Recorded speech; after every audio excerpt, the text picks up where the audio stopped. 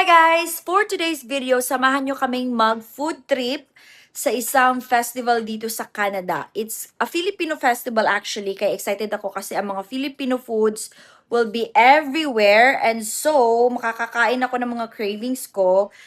And ginagawa nila to every year. So, luckily, today, day off ko, and yung partner ko kakatapos lang niya sa work, doon na lang kami makikita sa venue. So, let's go!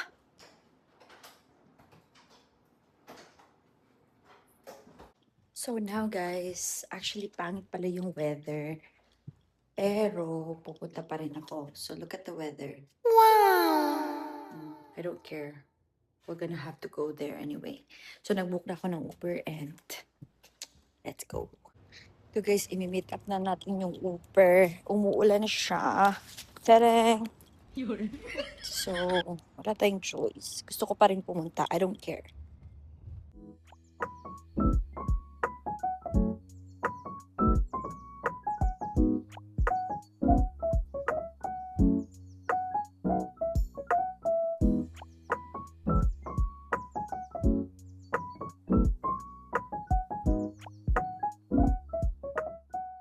Call back. Dito na si Kibino! Music, please. Lapit mo na tayo, babe. Gusto ko makita siya. Ano, and baby, others.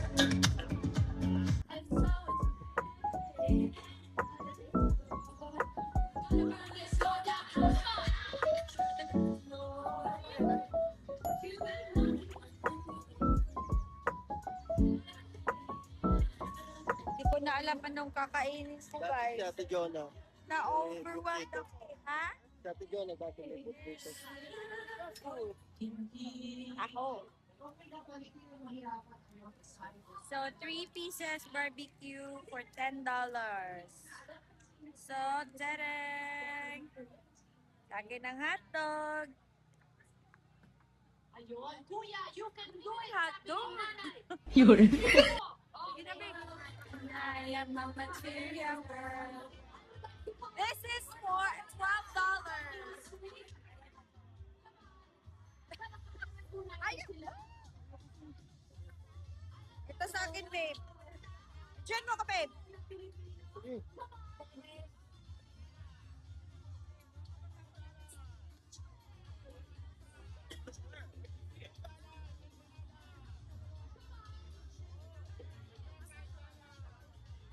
Balag na yan. Oh. Si Beshi! Hi, Beshi! Hello. Happy Fiesta. Fiesta! Hi, that's all! Tirahin mo. Shots! Eh.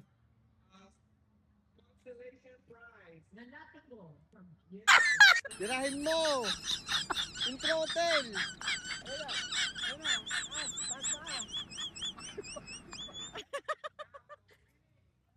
Ano daw?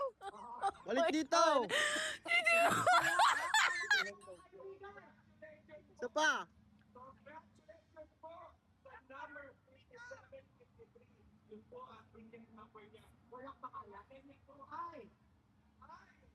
Ay, galing.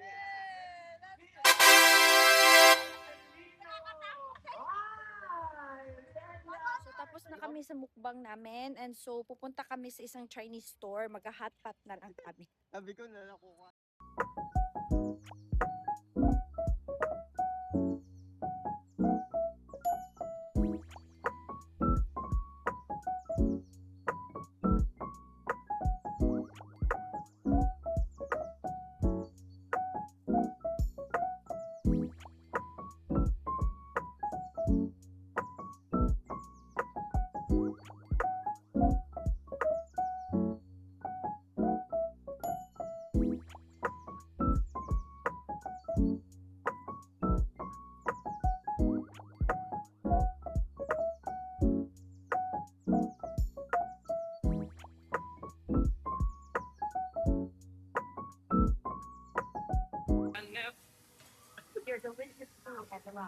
Sino nag-order nito?